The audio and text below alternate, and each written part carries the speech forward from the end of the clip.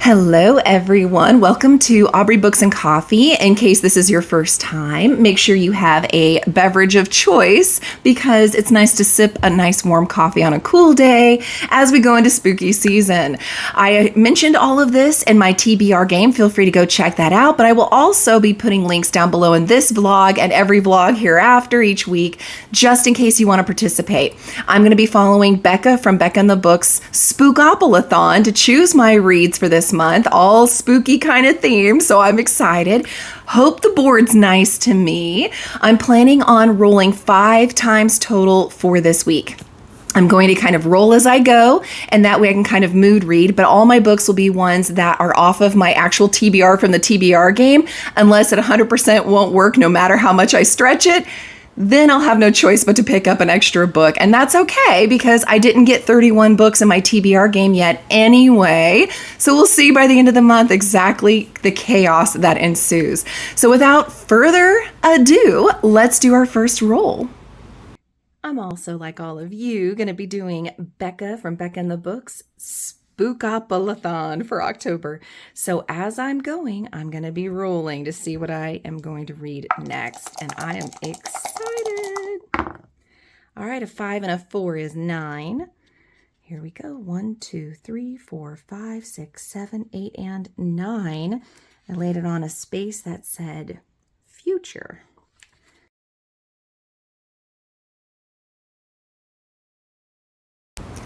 So that first roll got us a future book, a rainy day read, if you will, and that's wonderful. I absolutely love it because this starts us off nice and easy. Let's ease into October, everybody. And it's especially rainy lately around here, so it's also nice because I'll consider this a rainy day book anyway, but one I've been excited to get to and purposefully waiting until a really full month like this is Alice in Borderland 2. By Haro Aso. I apologize if I butchered that. I'm really excited to start the next volume in this. I absolutely loved 5-starred the first one. Basically, we're following, I think you pronounce his name, is it Ryu? Ryohei? Ryohei. I apologize, Ryohei. Basically, he just feels like his life sucks in the first one, and he's got this group of friends that also agree life sucks. They watch fireworks together one night and go to sleep. They wake up, and they're in an entirely different world at an entirely different time. They're in Borderland. And essentially, it seems like, hey, heaven on earth, nobody to bother us. What could be more perfect than this? Except that in this future world, unfortunately, someone or something has created games that are lethal, and the group have to go through these games to survive. And if they don't go through the games, they've noticed people who just refuse to play, this huge arc of like laser bolt comes down and kills them on the spot. So they have no choice but to participate. And it's crazy. It is absolutely crazy. And they did actually make this into a Netflix series. I've watched only 1 or 2 episodes, and then I started noticing there were things happening that weren't in that first volume. So I decided I was going to stop until I complete all, I think, 12 of them. Then I'll go in and actually watch it. And hopefully if it's in October, I can review it for you guys. I wonder if that can count as one of my spooky movies that my family tortures me with. I wonder if I can talk them into that.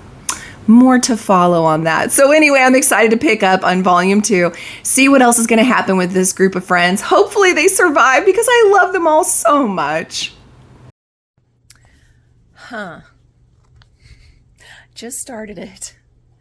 And this first game they're doing is messed up. Like, it is really, really messed up. They have gotten even darker than the first volume. All right, so I'm 25% in now, and it's like a game of hide and seek from hell. Like, it's really bad. But there's like a really sweet montage that's happening where you kind of see how they met up as friends and got to know each other. And so in the midst of this blood and carnage and them having to fight each other, you're also getting to see what made them friends in the first place. And it's really sweet, and I'm really scared for them.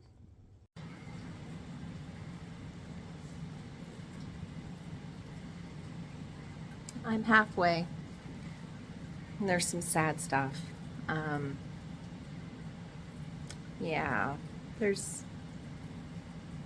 sad things and surprising things and unfair things, and I'm not happy. I'm now 75% into it, so I'm almost done with it. It's gone really dark. Like, I guess I should have expected it to be dark, the whole premise, but oh my gosh. I'm kind of sad. I'm worried about them. There's some new information about a beach that they're looking into. That's all I'm going to say about it, because you know I'm spoiler free. And as always, kind of like in Walking Dead, sometimes things are a little too good to be true. So I'm concerned for our main character especially, and it's just getting real ugly. All right, so it's finished. I finished it, and yikes. It ends on a cliffhanger, naturally, and it ends on something that you need to make sure you check trigger warnings for. Not good. Not good at all. So I guess what I'm saying is, if it's an apocalyptic world, don't trust anybody. Like, don't trust anybody. Anybody. I guess it's time to go ahead and roll the next roll and see what we get. And 5 stars. 5 stars.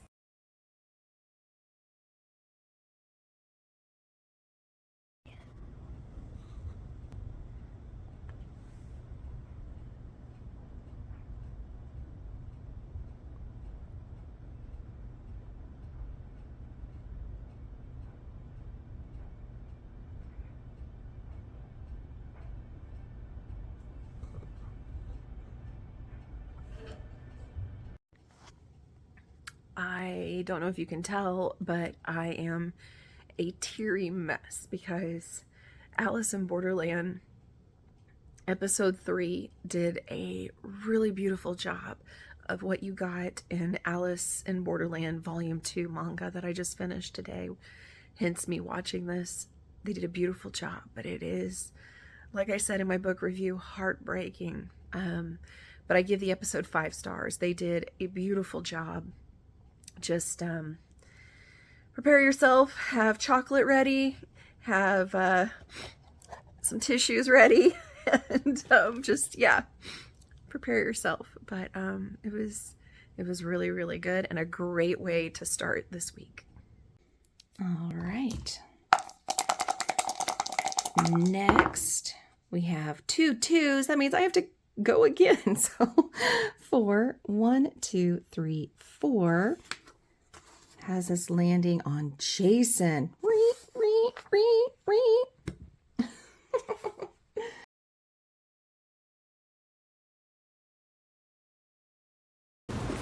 Oh no! Wah wah. So our second roll actually got us doubles.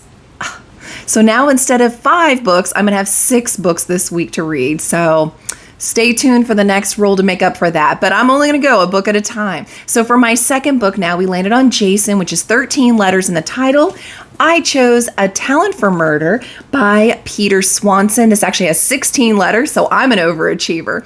All I know is this is going to be following Martha and her friend Lily. And Martha essentially is happily married, but didn't quite get to know everything about her husband before they got married. So a year in, he does all this traveling and stuff because he sells things at different conventions and conferences.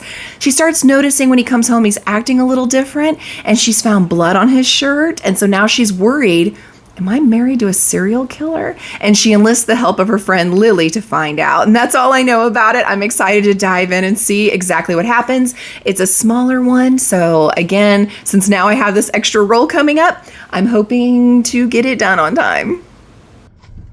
I just started A Talent for Murder, and all I can say is, what? Wait, what? Like, what just happened? It was a woman who was a teacher, goes to a conference for teachers, has a hookup, and then like instantly thrown off a balcony. Like, what? What? I'm already hooked. All right, let's keep going. So I'm 25% in, and oh my goodness.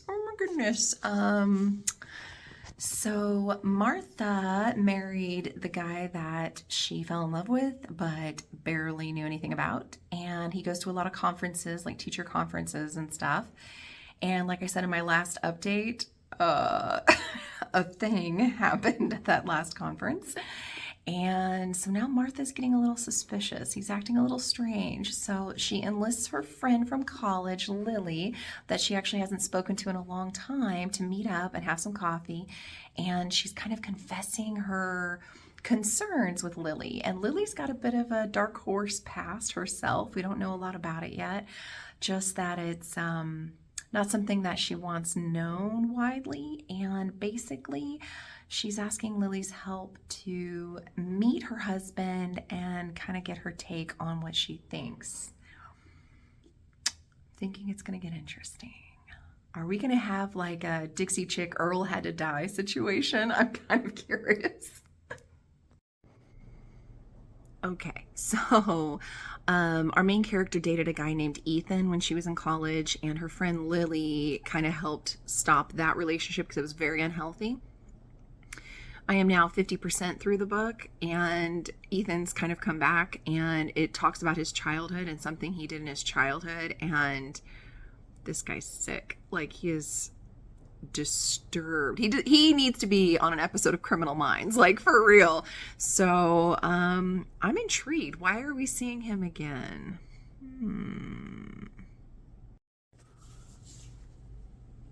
What in the heck? I am now 75% into it, and it's taken a twist I did not see coming.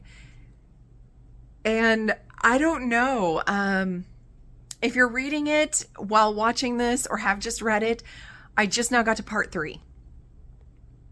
What is happening? Oh my gosh. Oh my gosh. All I'm going to say is we all need a friend like Lily, and oh my gosh. Oh my gosh. Oh my gosh, I finished it. Oh my gosh.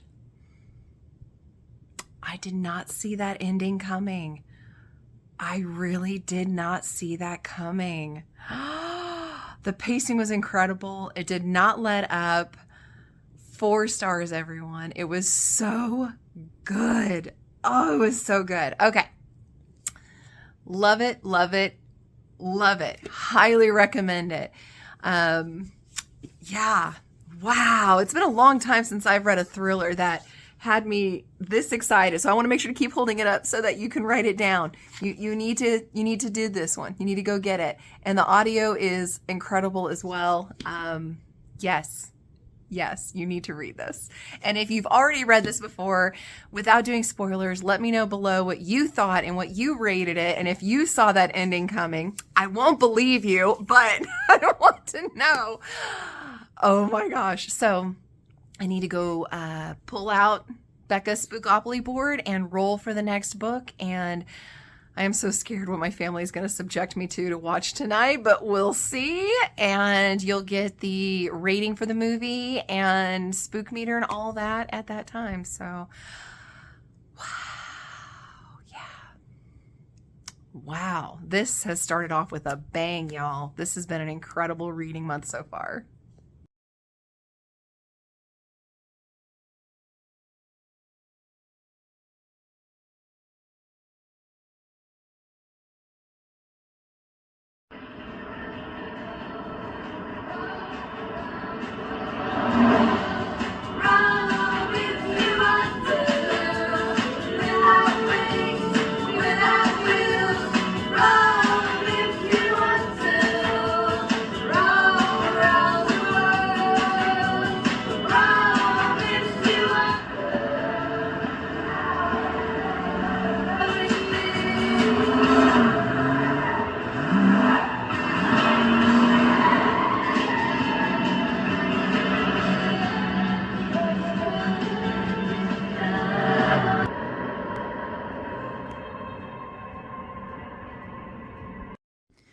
So tonight's scary movie was in the same theme of the book A Talent for Murder, where it has to do with a serial killer, and it was The Little Things. It has Denzel Washington, Rami Malek, and Jared Leto.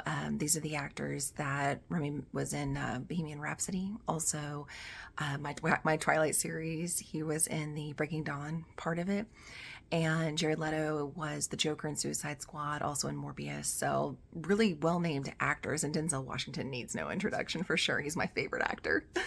But anyway, it was actually really slow. It's meant to be more of a, what do you do if the serial killer, even if you're positive you know who it is, but is so smart that he can play with you and get away with it, and you can't seem to get any evidence on him. Like, what do you do? And it was interesting, but it was so slow. And at the end, though, there's an interesting thing that happens that just really kind of pulled me in. And so I'm giving it a 3-star overall, because I don't do half stars. Otherwise that ending I would make it a 3.5. But everybody else said 4 stars. So there you go. Like Ryan and Katie said 4 stars. So yeah, it was really good. So far I'm easing into October and I'm okay with that.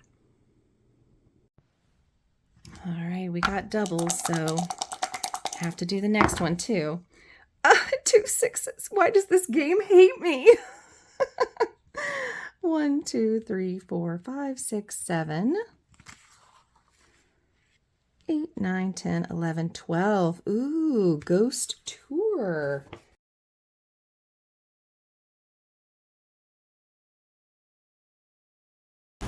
So seriously, oh my gosh. So seriously, we now have a second set of doubles.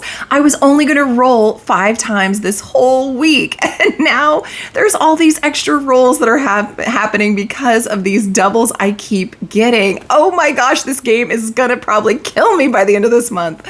Well, for this one, I rolled for a Ghost Tour, which, according to Becca's notes, the Ghost Tour was something that had to do kind of historical. So I wanted something that's spooky, obviously, for October, as well as historical. So I chose Castle of the Cursed by Romina Garber. This is a gorgeous edition, which, as always on my channel, means if it's not a 5-star read at the end, it's up for grabs in our next drawing, so keep that in mind. But all I know is we're going to be following Estella, and she has to go live with her aunt in a haunted castle, and that's all I know. That's all I want to know. I'm excited to dive into this one and see what happens, and then we'll have to roll again because of the second set of doubles. Okay, so I'm about 25% in, and it's interesting. It's really interesting. It feels it's obviously got Hispanic tones in it, and I love it. I'm loving all the language that's in this book. It's got a kind of gothic feel to it.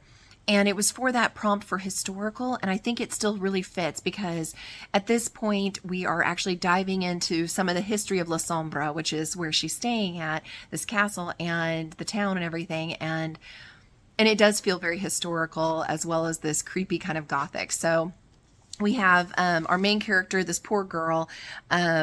I think her name's pronounced Estella. And basically Estella's on a train with her parents, and then this dark smoke comes into their train car, and all of a sudden everybody on the train is dead except for Estella. And so she becomes kind of a, for lack of a better term, kind of a mini, like, not quite famous, but a interesting subject for people. Some who think that it's a miracle that she lived, others who think that maybe her parents were behind it, and so there's just all of this uproar. So she actually has a letter from her aunt who's at La Sombra that offers her to stay there to kind of get away from all of the, paparazzi and stuff that's going on there and all the news crews. And so she goes to stay with her aunt.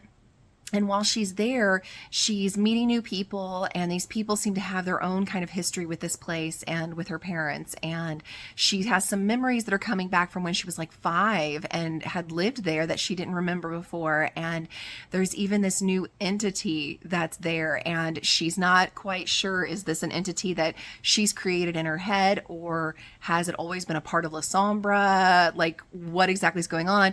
And then on top of that, is this entity friend or foe? And so that's where I'm at 25%. It's very interesting.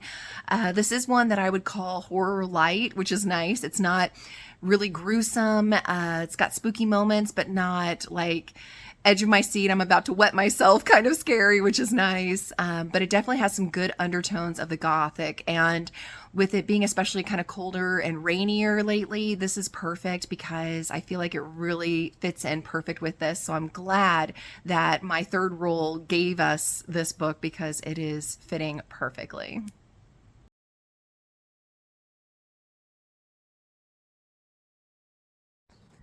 I am 50% into it. Oh my gosh. Oh my gosh. There's some definite family secrets being told now, and there's a bit of a budding romance, which is kind of interesting.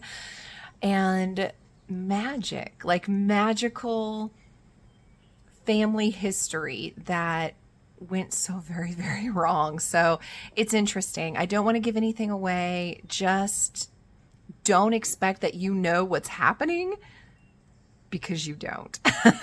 I think now halfway I know what's happening. I think. We'll see. I am about 75% into Castle of the Cursed, and it's taken an interesting turn. I'm spoiler free, so I don't want to say anything that'll give anything away, but man, dang, it feels like sometimes your main characters cannot catch a break, is all I'm saying. And it's interesting. It's interesting. The two unlikely allies have teamed up, and there's a little bit of twists that are happening, but it actually makes me like the book more. So I'm actually being pulled in more now in this last 25%. So I'm really hoping the landing gets stuck because I'm really enjoying it now. Okay, so I finished it. It was good. It was really good. There were moments that felt a little slow. There were moments you really had to suspend disbelief. And there were moments that felt important to the plot, but kind of forced. That being said, I started thinking this was going to be a solid 3-star and kept that, all the way through 50%. And then when I got to 75%, the added stuff they started doing there at the end that the author put in there and mixed with all the Hispanic, culture and speaking Spanish and stuff, I don't know, I loved it. It made it feel more rich, and it just was really, really well done. And so that ended up actually, between that and sticking the landing, brought it up to a 4-star. So I'm actually going to give this a 4-star.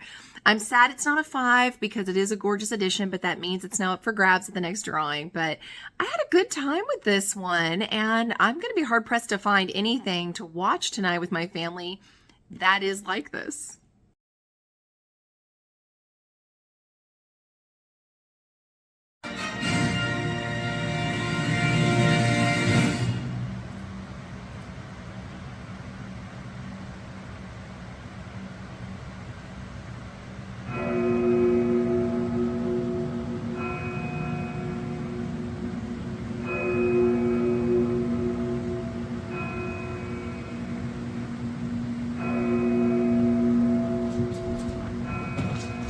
Cats, don't do it while it's scary.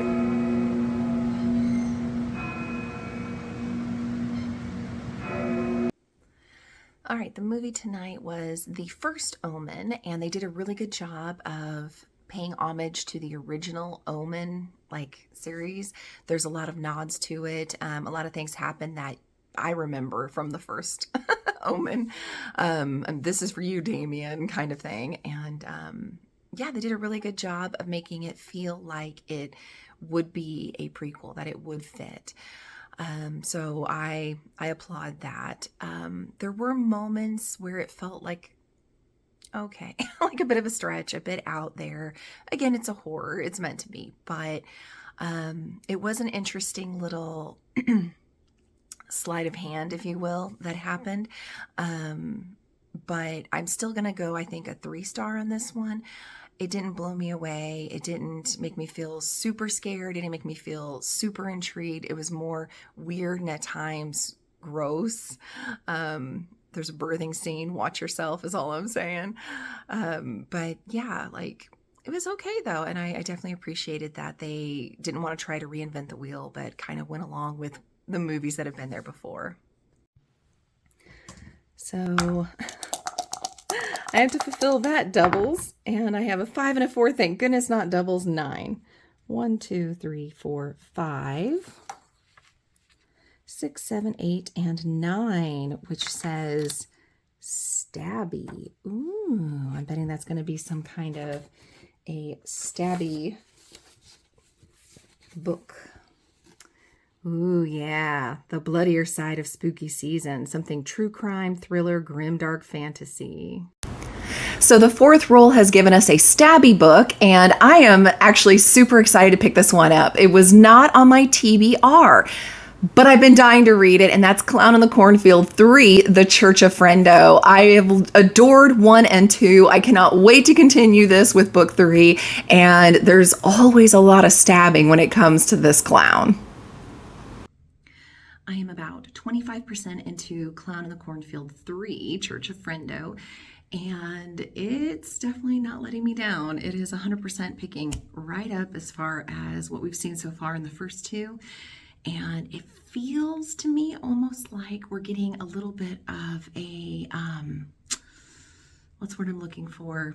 Like a glimpse from the past, like how the whole Friendo the Clown thing began. So I almost wonder if there's not prequel, that's the word. I almost wonder if there's not like some kind of prequel stuff going on here and a little bit of a time hop. And it's got me intrigued. I am extremely intrigued, and it's really fast paced and stabby like you would expect. And I'm having a good time. So Clown in the Cornfield at 50%, I'm confused where this is going. It's definitely bloody. It's definitely got the slasher element, so it definitely fits the prompt, but I'm confused. I thought I knew, like the main story, I thought I knew where that was going, but now I'm not sure. Now I'm confused. As far as the like prequel type story that's happening, again, I can't tell if it's a dual timeline situation or if this is happening at the same time but in a totally different part of the world with different characters. But like there's some really crazy suspenseful things happening.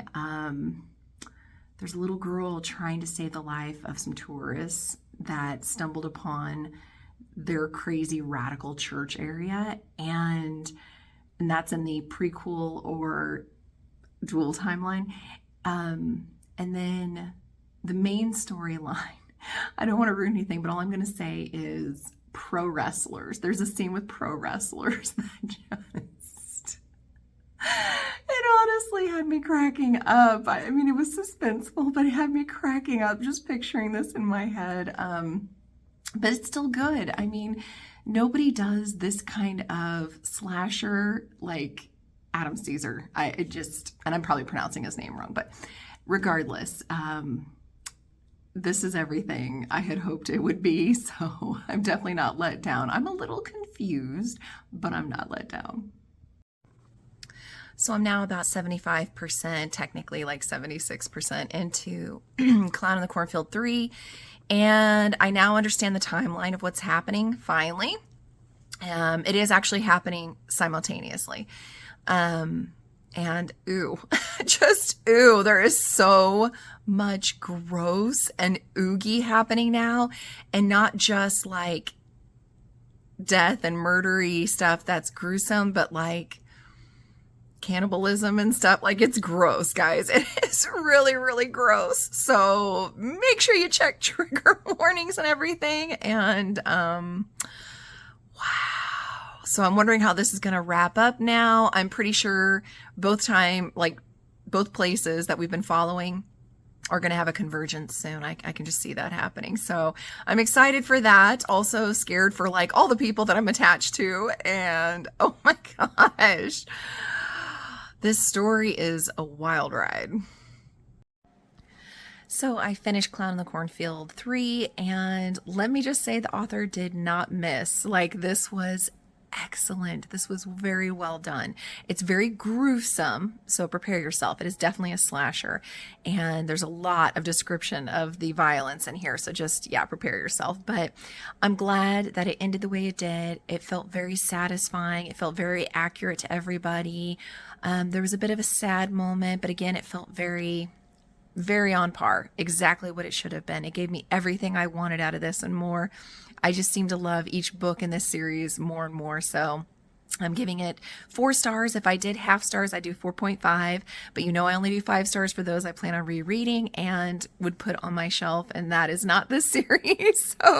But I had a fabulous time. I hope you saw that, because I highly, highly recommend this series if you want a good slasher and have a good time.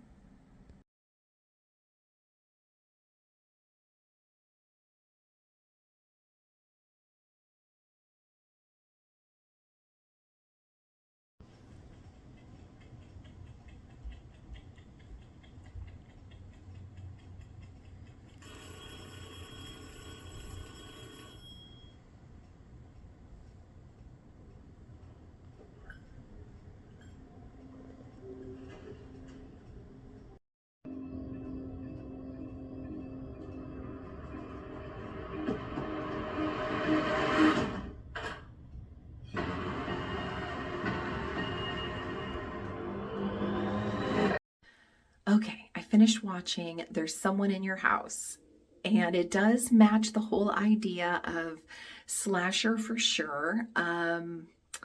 It was different. It was different. I did like it.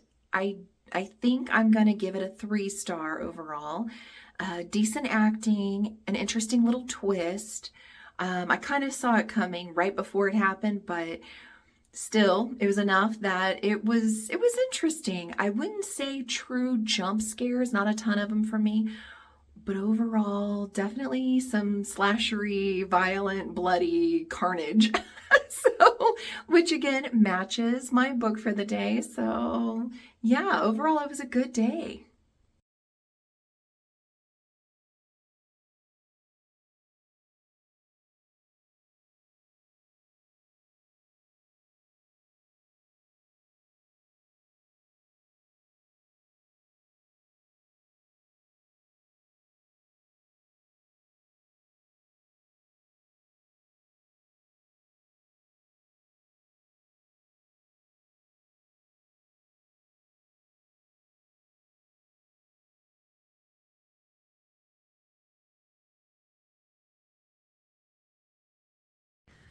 All right, so this is going to be the end of the vlog so I can edit it and get it out to you guys.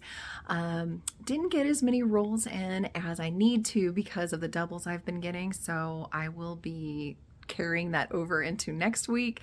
I'm still going to make sure I'm doing every book and every roll that I promise you. I just ran out of time. There's just not enough time. But it has been a fun week, and I've loved getting to embrace that spooky season stuff and the cozy gaming and even the spooky gaming and things like that. And even the cats are getting in the snuggles that come with fall. And so it's been a really good week. I would say overall, with those 4 books that I was able to finish and 4 movies that I was able to finish, that actually it's not been too bad. It's been very bloody and slashery, but not really spooky, not jump scares. So I would say my spook meter is like not even at a 1, to be honest. So like maybe this October won't be so bad. Please let me know below how your week has gone so far, and let me know what spooky reads you're most excited to see and movies you're most excited to watch.